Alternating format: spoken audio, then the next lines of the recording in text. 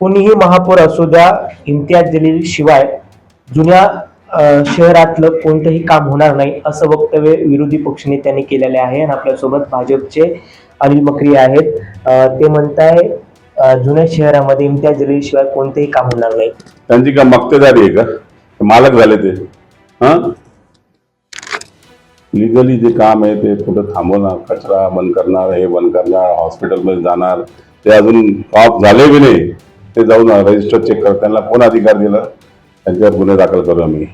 दादागिरी चालणार नाही. जे आतापर्यंत केली असेल त्यांनी, आता चालणार नाही. इम्तियाज जलील आता खासदार बी नाही ना आमदार बी नाही. तुम्ही त्यांना पैसेच नाही दिले तर काय विकास करणार ते शहराचा? दादागिरी चालणार नाही माझ्याकडे.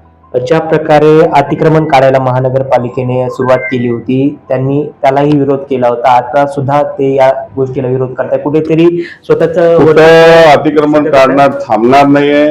किती बी काही त्यांनी दंगा बी केला तर त्यांना सगळ्यांना आतमध्ये टाकलं. किती बी दादागिरी केली, दादागिरी चालणार नाही.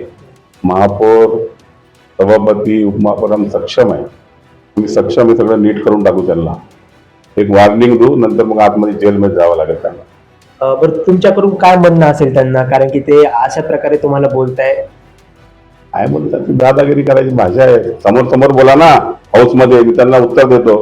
बाहेर बोलून काय फायदा आहे? व्हिडिओ तयार करून असे व्हिडिओ तर मी ओपन करू शकतो. हे सगळं करून बसलेलं आहे.